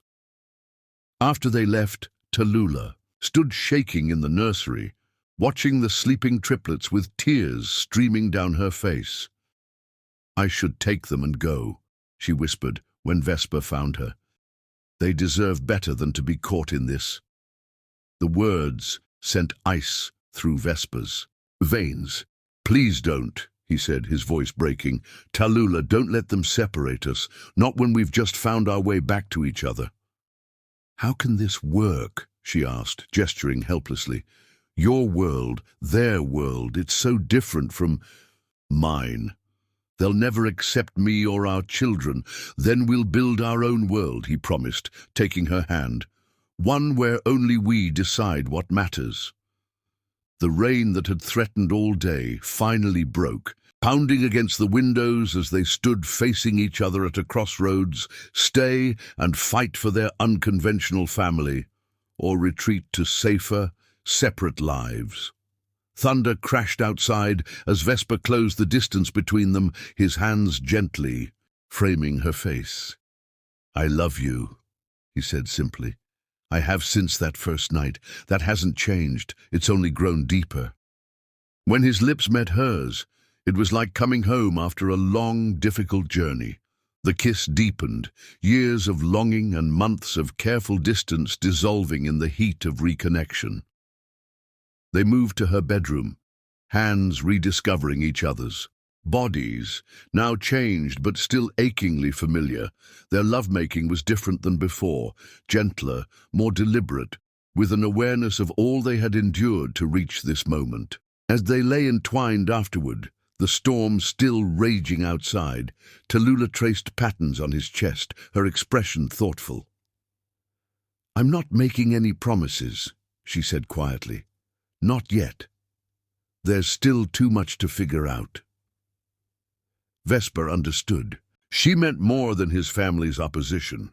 She meant trust, rebuilt slowly and still fragile. She meant finding her independence within their relationship. She meant ensuring their children would never be pawns in a family power struggle. "One day at a time," he agreed, pressing a kiss to her temple. "But together." As if in answer, the baby monitor lit up with Phoenix's hungry cries, bringing them back to the immediate reality of their new life. Together they rose to tend to their son, united in purpose, if not yet fully in heart. What neither could know was that the confrontation with Vesper's family had only just begun, and that the greatest challenge to their fragile reunion still awaited them. Chapter 9. Sacrifices and choices. Dawn filtered through the nursery blinds, painting stripes of gold across 3 sleeping infants. Tallulah sat in the rocking chair, exhausted but content after the 4 a.m. feeding. 2 weeks had passed since the triplets had come home, 2 weeks of sleepless nights and triumphant milestones, of learning to function as a team with Vesper in this new reality they shared. 2 weeks since that stormy night when they had found their way back to each other's arms. The sound of Vesper's footsteps in the hallway made her smile. He appeared in the doorway, 2 mugs of coffee in hand, his hair tousled from sleep. "They're all down," he whispered, offering her the steaming cup. "For now," she replied, accepting the coffee gratefully. Phoenix needed an extra burping session, but they should sleep for at least another hour. Vesper sat on the ottoman at her feet, his free hand resting lightly on her knee. The casual touch, the ease between them, still felt new and precious, a hard-won intimacy built not just on their rekindled passion, but on shared purpose and growing trust. "I've been thinking," he began, his expression turning serious, "about my family, about their reaction to us." Tallulah tensed slightly, though Vesper had staunchly defended her and the babies during that disastrous first meeting. His family's rejection still stung, not for herself, but for her children who deserved grandparents' love. "I want to legally change the triplets' names," he continued. "Add Calix as a middle name at least. Make them officially part of both our families."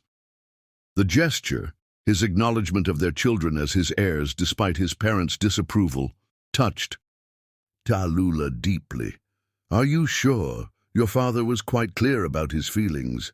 "My father doesn't dictate my choices anymore," Vesper replied, a new certainty in his voice. Our children deserve their full heritage from both sides. Their quiet moment was interrupted by the doorbell, an unexpected sound that had both of them exchanging worried glances. The last unexpected visitor had been Vesper's family, and that encounter still left a bitter taste. "I'll get it," Vesper said, rising reluctantly. "You stay with the babies." Tallulah listened to his footsteps receding down the hall, straining to hear voices at the door. When he didn't immediately return, curiosity and concern propelled her to the hallway, where she found him in intense conversation with a woman she didn't recognize. Elegant, middle-aged, with an air of refined authority. "Tallulah," Vesper called, spotting her. "This is Victoria Mercer, my family's attorney." The woman turned, assessing Tallulah with shrewd eyes that missed nothing, from her sleep-deprived appearance to her protective stance. "Ms. Cosima," she acknowledged with a crisp nod. "I was hoping to speak with you both." "About what?" Tallulah asked, wariness evident in her tone.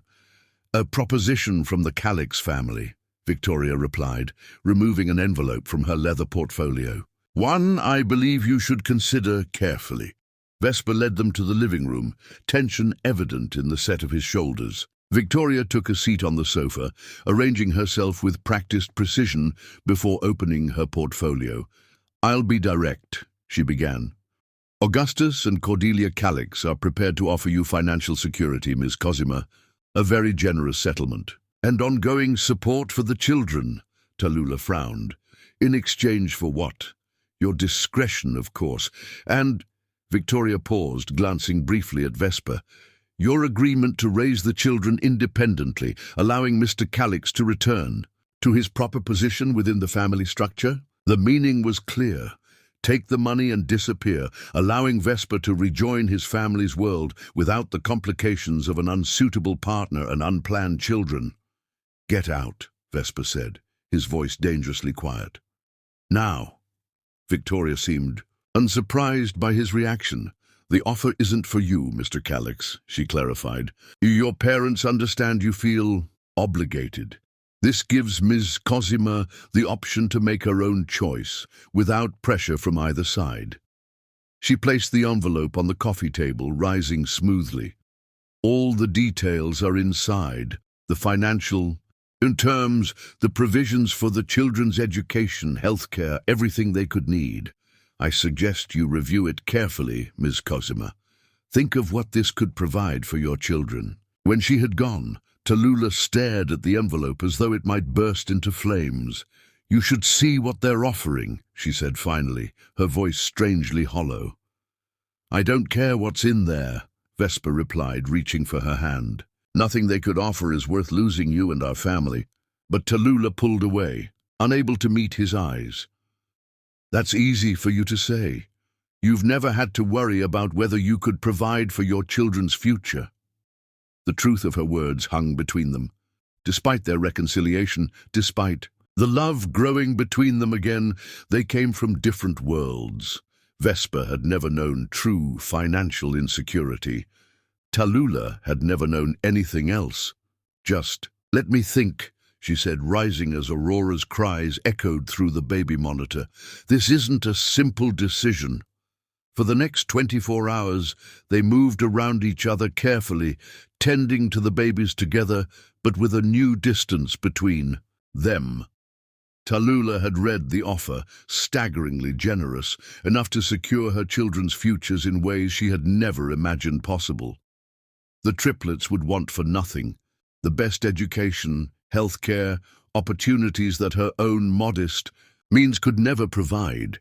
The price, of course, was Vesper, the man she had fallen for twice now, against her better judgment each time. The father who had proven himself devoted to their children from the moment he had learned of their existence. As night fell, Tallulah sat in the garden, the envelope in her lap, watching as Vesper moved through the nursery routine, visible through the window. His gentleness with their tiny daughters, his patience with Phoenix's fussiness, the obvious love in every interaction. These were things no amount of money could replace. When he joined her later, settling beside her on the garden bench, she felt his careful distance, the space he was giving her to make this impossible choice. "I've been thinking," he said finally, "about what would be best for you and the triplets." "Have you?" Tallulah asked, her heart constricting at his tone. Vesper nodded, his gaze fixed on the stars emerging above them. "If you want to accept their offer, I understand. I won't fight you on it." Tallulah turned to him in shock. "You'd let us go, just like that." "Not just like that," he replied, his voice rough with emotion. "It would destroy me. But if you believe they'd have a better life with the security my parents are offering, without the complications of our relationship," he swallowed hard, "then I'd step aside. Their well-being and yours matter more than what I want." The realization hit her with stunning clarity. This man, who had hurt her deeply once through circumstances beyond his control, was now willing to sacrifice his own happiness for what he thought might be best for her and their children. There was no deeper proof of love than that. "That's not what I want," she whispered, reaching for his hand. "Not even close." Relief washed over his features, quickly followed by determination. "Then we'll face my family together. We'll make our own way on our own terms." "It won't be easy," Tallulah warned, thinking of the wealth and influence aligned against them. "Your family has resources we can't match." She paused, gathering courage to speak the words she'd held back for months. "I was so afraid to trust you again, Vesper. When I discovered you were married, when I thought you'd abandoned me, it broke something inside me. I convinced myself I could never let you back in." Her fingers tightened around his. "But watching you these past months, with our children, with me standing against your family, I've seen who you truly are. The man I fell in love with that first night wasn't an illusion. He was real. You are real." Tears glistened in her eyes. "I've been falling in love with you all over again, day by day. And this time, my eyes are wide open. I see all of you, your flaws, your struggles, your strength. This time, my love isn't blind passion. It's a choice I'm making with my whole heart." Vesper's eyes shone with emotion as he drew her into his arms. "I don't deserve this second chance," he whispered against her hair, "but I swear I'll spend every day earning it." "They have money," Vesper agreed, "but we have something more valuable." He glanced toward the nursery where their children slept. "We have love, for each other, for our family. That's worth fighting for." The following morning, Victoria Mercer returned as expected for Tallulah's answer. She seemed unsurprised to find both Tallulah and Vesper waiting, the envelope unsealed. On the table between them, "We have a counter-proposal," Tallulah stated, her voice steady. "The Calix family can be part of our children's lives as loving grandparents who respect their parents' relationship, or they can stay away entirely. Those are the only options on the table." Victoria's eyebrow rose marginally. "That's quite a gamble, Ms. Cosima. The financial security being offered isn't worth the price," Tallulah interrupted. "My children deserve their father's presence more than they need their grandparents' money." As Victoria departed with their message, Vesper pulled Tallulah into his arms, holding her with a fierceness that expressed everything words could not. "Whatever happens next," he promised against her hair, "we'll face it together." What neither of them anticipated was Augustus Calix's personal appearance at their door the very next day. The family patriarch stood alone on their porch, his imperious bearing somewhat diminished by the uncertainty in his eyes. "I'd like to see my grandchildren," he said simply, "if you'll permit it." It was the closest thing to humility Vesper had ever heard from his father, and the first time Augustus had referred to the triplets as his grandchildren without qualification or disdain. The visit that followed was stilted, awkward, but marked by a moment Tallulah would never forget. Augustus Calix, titan of industry and arbiter of social standing, gazing down at tiny Phoenix with unmistakable wonder as the baby gripped his finger with surprising strength. "He has The calyx determination, the older man remarked, something like pride in his voice, and his mother's courage, Vesper added pointedly. When Augustus finally departed, he paused at the door, his expression uncharacteristically uncertain. Your mother, she'd like to visit, if that would be acceptable. It wasn't a full concession, wasn't an embrace of their unconventional family, but it was a beginning, a crack in the wall of opposition that had seemed so impenetrable just days before. That night, as they lay in bed with the triplets finally sleeping peacefully down the hall, Tallulah curled against Vesper's side, her head resting on his chest, where she could hear the steady rhythm of his heart. Today was unexpected, she murmured. My father rarely admits defeat, Vesper replied, his fingers tracing patterns along her spine. He recognized a stronger will than his own. Tallulah smiled against his skin. We make a good team. The best, he agreed, pressing a kiss to her forehead. Thank you for not giving up on us, on me. As sleep claimed them both, Tallulah realized they had crossed a threshold, not just in dealing with Vesper's family, but in their own relationship. The wounds of the past hadn't vanished, but they had begun to heal, strengthened rather than weakened by the challenges they had faced together.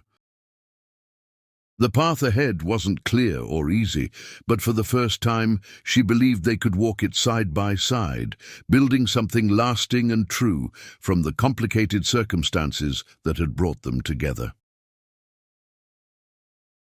Chapter 10. Love prevails, the triplets sleep peacefully in their nursery as Tallulah stands on the balcony, watching the sunrise. It's been 3 months since the confrontation with Vesper's family, 3 months of gradual acceptance and tentative relationship building. Today is the day they'll learn if their bold stand for love has cost them everything or won them acceptance.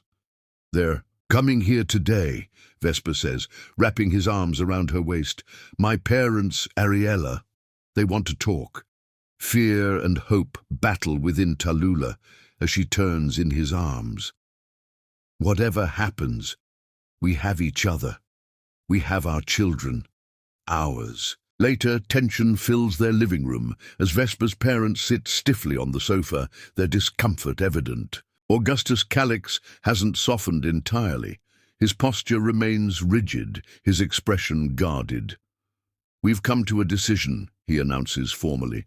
While we still have reservations about how this situation came to be, we cannot deny the reality. Of our grandchildren, Cordelia Calyx speaks up, her voice softer than her husband's. Losing connection with our son isn't a price we're willing to pay for our pride. When Phoenix begins to fuss in his bassinet, no one moves faster than Augustus, surprising everyone as he carefully lifts the tiny boy. His practiced movements reveal he's been reading about handling premature infants. He has Vesper's eyes, the older man murmurs, a crack appearing in his stern facade. As tiny Aurora reaches up from her bassinet, her hand wrapping around his finger, something profound shifts in his expression. Perhaps, he says, voice rough with reluctant emotion, there are different kinds of suitable marriages than what we envisioned.